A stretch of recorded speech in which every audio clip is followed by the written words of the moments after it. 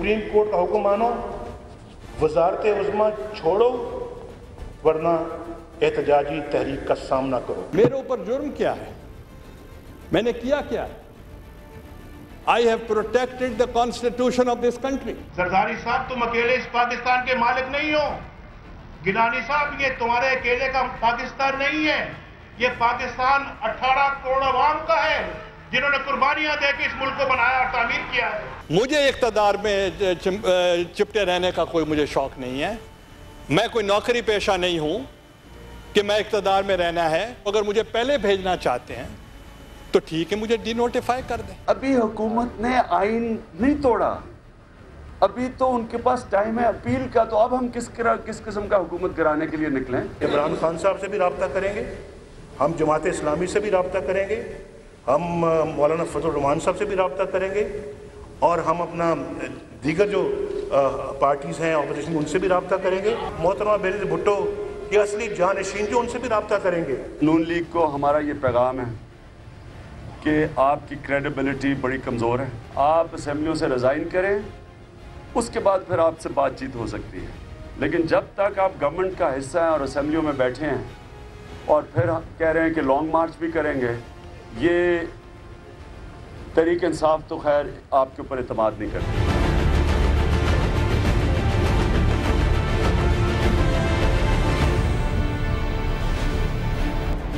बिस्मिल्लाहिर्रहमानिर्रहीम, अस्सलाम वालेकुम नाज़रीन, मैं हूं जैस्मीन मंजूर and welcome to the show.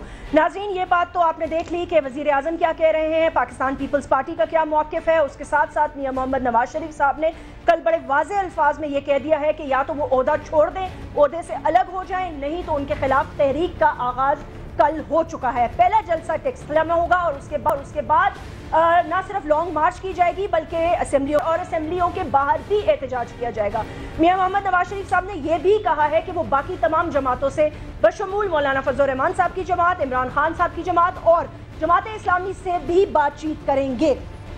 उसके साथ साथ वज़ीर आज़म ये कहते हैं कि मेरा कसूर क्या है, मैंने किया क्या है, मैंने आइन को की पासदारी की है, आइन को अपने साथ रखा है, आइन के मुताबिक चल रहा हूं और अपील में जाने का भी फैसला हो चुका है। अलबत्ता जो 9 मेंबर बेंच बनाया जाएगा उसमें आज थोड़ी सी डेवलपमेंट इंपॉर्टेंट ये हुई कि 3 जो जजेस हैं उन्होंने मना कर दिया उसमें अपने आप को शामिल करने से, और अब ये सुना जा रहा है कि 2 एडहॉक जजेस होंगे और एक और जज जो है उसमें इंक्लूड किया जाएगा। इसकी क्या वजह हो सकती है और ये 9 मेंबर बेंच जो है ये फैसला कैसे करेगा, इस पर थोड़ी सी ये बात भी मुझे मैं अपने आज गेस्ट से पूछूंगी कि मैंने ये सुना है कि क्या ये बात दुरुस्त है कि अगर एडहॉक जजेस को इंडक्ट करना हो किसी प्लेटफॉर्म पे, जैसे कि ये 9 रुकनी बेंच बनाया जाएगा अपील के हवाले से फैसला करने के लिए, वज़ीर आज़म की तकदीर के हवाले से फैसला करने के लिए, तो इसमें सदर मुमलिकत से इजाज़त लेनी पड़ती है। May B I am wrong, may B I am right,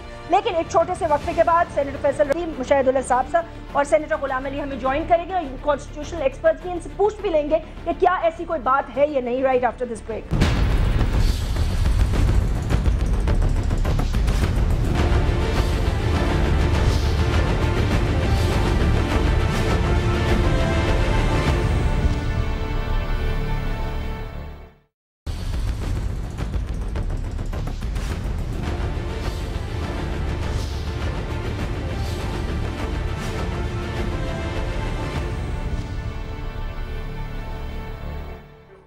welcome back नाजरीन, और आइए तारुफ कराती हूँ, हमें सेनेटर फैसल रजा आब्दी साहब ने ज्वाइन किया है, political secretary to the president of Pakistan और पाकिस्तान पीपल्स पार्टी के कराची डिवीजन के आप सदर भी हैं। फैसल, बहुत बहुत शुक्रिया, वेलकम। आपको बहुत दिनों बाद देखा, अच्छा लगा और आपको बहुत मिस किया, और ये दिल से कह रहे हैं कि आपका मीडिया से गायब होने में लग रहा था कि पीपल्स पार्टी में कोई छोटी मोटी जगह खाली हो गई है।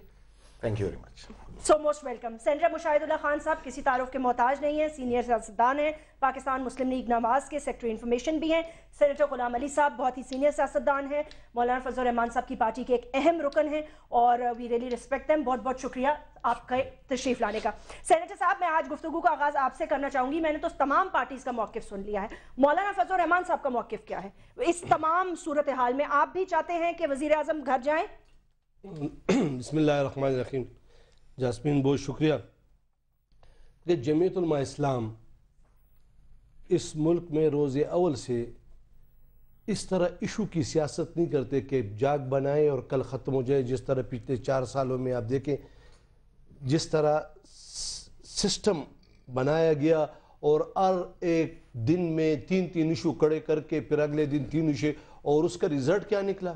ملک مہنگائی, بے روزگاری, بدامنی, لوڈ شیڈنگ اور انتہائی خوفناک قسم کی صورتحال پیدا ہو گئی. اور لوگ اب پہلے تو day to day work complete کیا جاتا تھا, اب تو آور ٹو آور ہے. تو ہمارا یہ موقف ہے, جمعیت علماء اسلام کا یہ موقف ہے کہ اس ملک کو آئین جو کہتا ہے جی اس کی پاسداری کی جائے. سیاسی جماعتیں بھی, حکومت بھی, عدلیہ بھی اور تمام ادارے بھی.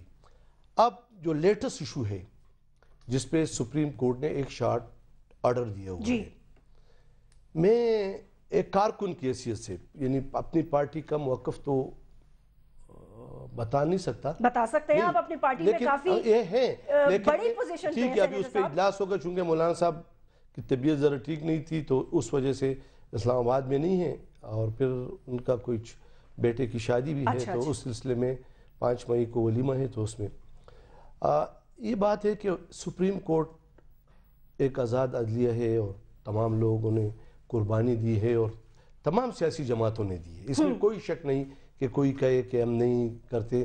آپ دیکھ لیں, آپ اشتہارات اٹھا کے دیکھ لیں, مشرف نے ایک اشتہار دیا تھا کہ اگر مولانا فضل الرحمان اس سپریم کورٹ کے سامنے پیش ہو جائے تو کیا چیف جسٹس انصاف کر لیں گے, اس لیے کہ وہ اس کے جلوسوں کے لیے نکلا ہوا ہے. یہ اشتہار آتے تھے اخبارات میں, اور سیاسی جماعتوں کے اکابرین بھی تھے. اصل میں بات ہے کہ سپریم کورٹ نے ایک فیصلہ کیا, ٹھیک ہے, اب ہم عدالت لگائیں اور اس کی تشریح کریں. ایک شارٹ آرڈر ہے, 2 دن بعد, 4 دن بعد, 5 دن بعد تفصیلی فیصلہ آ جائے گا. ایک فیصلہ آ جائے گا. اور اگر سپریم کورٹ نے یہ فیصلہ کیا ہے تو ان کے پاس اپیل کا حق ہے. کل میں نے خود ایک بیان جسٹس شاکر اللہ جان کا پڑھا, آپ نے بھی شاید پڑھا, اس نے کیا شارٹ آرڈر پہ ہم کوئی ایکشن نہیں لے سکتے. ٹھیک بات ہے, ٹھیک ہے. تو پھر اگر ایک موسٹ سینئر جج اور قائم مقام الیکشن کمشنر ہے, اس کا بیان ہے. نہیں, لیکن آپ کا کیا موقف ہے؟ آپ سمجھتے ہیں وزیر اعظم کنوکٹڈ ہے یا نہیں؟ ہم یہ کہتے ہیں کہ یہ معاملہ عدالت کے فیصلے پر چھوڑو. 5 دن بعد, 4 دن بعد فیصلہ آ جائے گا, اور اگر اس کا فیصلہ یہ ہے کہ وزیر اعظم سزا ہو چکی ہے اور یہ ختم ہے, تو پھر کون شخص ہوگا جو اس کو کہے گا کہ نہیں. تو اس سے پہلے ہم نے اتنی انارکی بنا دی, تو آپ نے اس انارکی کی اس ملک کو کتنا نقصان پہنچا؟ کس نے بنا دی انارکی؟ سیاسی جماعتوں نے. انہوں نے ہی سب سے زیادہ شروعات کی. اور بھی ہیں, اور ہر ایک نے آ کے چیف جسٹس صاحب اپنے آپ سے بنا کے عدالت لگائے اور بھائی جس طرح کیس چل رہا تھا, یہ 4 دن بعد, 2 دن بعد اپیل کریں گے, ادھر بینچ فیصلہ دے دے گا کہ نہیں یہ فیصلہ جو ہے یہ ٹھیک ہے. اور بہت ہمیں چاہیے کہ ہم اس سارے سسٹم کو بہت پولائٹ طریقے سے چلا کے, اور وزیر اعظم جاتے بھی رہیں گے, وزیر اعظم آتے بھی رہیں گے, کوئی نہ آئے ہوں گے, کوئی آ رہیں گے, اور اس کو سموتھلی چلائیں. اگر ہم اس طرح کریں, دیکھیں میں بذات خود ایک سیاسی کارکن کی, اس بات نے مجھے انتہائی دکھ پہنچایا. کس بات میں؟ کہ چودھری نثار صاحب نے یہ کہا کہ ہم وزیر اعظم کو ایوان میں نہیں چھوڑیں گے. یہ وزیر اعظم کی بات نہیں ہے. کل ایک آدمی کہے کہ میں غلام علی کو ایوان میں نہیں چھوڑوں گا, اگر آپ کو سزا ہو جائے, نہیں کسی اور پر یہ نہیں کہ سزا, اس نے تقریر غلط کی ہے میرے منشا کے خلاف, یعنی یہ ایک انارکی کی طرف چیز. بھائی آپ یہ بتائیں, میں سینیٹر بنا اور جب تک میرا نوٹیفیکیشن نہیں ہوا میں ایوان میں نہیں جا سکتا تھا. اوکے, ٹھیک, جب یہ ڈی نوٹیفائیڈ نہیں ہوگا تو کون کس طرح آپ اس کو کہتے ہو کہ میں روکتا ہوں. اس لیے میں کہتا ہوں بہت بڑی پارٹی ہے, سینئر رکن, آپ ان کے احتجاج اور ریلیوں کے حق میں نہیں ہیں. نہیں, آپ سمجھتے ہیں ابھی یہ وقت نہیں ہے. نہیں, میں ان پہ اپنا فیصلہ نہیں, یہ ان کا اپنی جماعت کی پالیسی ہے, اپنی سوچ ہے, لیکن میں کہتا ہوں کہ یہ سسٹم اس حد تک نہ لے جاؤ کہ خدا نخواستہ اس اسمبلی کو پھر تالے لگے اور لوگ 10 سال کے لیے پھر باہر بھیج جائیں. مشاہد اللہ صاحب, یہ آپ سمجھتے ہیں جو انہوں نے کتھارسس کیا ہے یا جو ان کی انالیسز ہے, آپ اس سے ایگری کرتے ہیں؟ جی بسم اللہ الرحمن الرحیم. دیکھیں ہر پارٹی کا اپنا اپنا موقف ہے اور اس کو رکھنے کا اختیار ہے انہیں، لیکن انہوں نے اپنی ساری گفتگو میں ایک اور بھی بات کہی ہے کہ یہ ان کا موقف ہے، ان کی پارٹی کا نہیں. انہوں نے بتایا کہ فضل الرحمان صاحب ان کی طبیعت بھی خراب ہے اور بچے کی شادی 5 کو، ان سے ہمارا بھی رابطہ ہے، مزید بھی ہو جائے گا، تو وہ پارٹی کا بھی موقف آ جائے گا. اور یہی موقف ہو فرض کرو تب بھی کوئی حرج نہیں. ٹھیک، موقف رکھنا تو ان کا علیحدہ ہے، میرا علیحدہ ہے، کسی اور آپ کا کیا ہے؟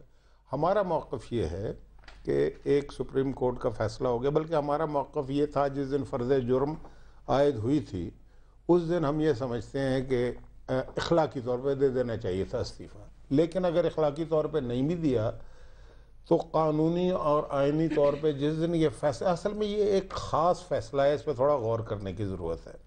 فیصلے ہوتے ہیں نا 6 مہینے قید ہو گئی، سال ہو گئی، 6 سال ہو گئی، تو ایک دم ریویو پٹیشن آتی ہے کہ جی یہ سزا کو اسٹے کر دیں یا سسپینڈ کر دیں. جی اس فیصلے میں سزا کاٹی جا چکی ہے. یہ پہلے مجرم بنایا، پھر سزا دی، پھر سزا کٹوا دی، یعنی کہ مجرم بھی ہو گئے، سزا یافتہ بھی ہو گئے.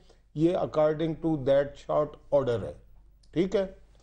اچھا جب آپ سزا ہو گئی، اب بڑی سمپل بات یہ ہے کہ اس وقت تک کوئی اپیل نہیں ہے، کوئی کچھ نہیں ہے، اور فرض کرو اپیل ہو بھی جائے گی تو آپ اسٹے اپلیکیشن تو نہیں لگائیں گے نا. اور پھر یہ ہے کہ یہ سپریم کورٹ، یہ ایک کامن سینس کی بات ہے، میں تو کوئی آئینی ماہر نہیں ہوں، کہ جس نے اتنا بڑا فیصلہ کیا کہ وہ یہ کہے گی ہم نے غلط کیا تھا فیصلہ. نہیں ہوتا نا، ریویو پٹیشن تو خارجی ہوتی ہیں. اگر نہ ہوا تو اچھا نہیں، لیکن میں یہ گزارش یہی کر رہا ہوں کہ یہ مخصوص ایک خاص فیصلہ ہے کہ اس وقت تک وہ سزا یافتہ بھی ہیں اور مجرم بھی ہیں. ٹھیک ہے. اب جب اپیل ہوگی تو دیکھا جائے گا نا. لیکن یہ اس وقت کیا یعنی کہ اسٹیٹس ہے پرائم منسٹر کا کہ وہ سینٹنسڈ ہیں اور کانوکٹڈ ہیں. آپ کیا سمجھتے ہیں اس وقت ان کا کیا اسسٹنٹ اس کے علاوہ؟ وہ اس وقت نااہل ہو چکے، بالکل نااہل. اس میں دو رائے ہی نہیں ہے.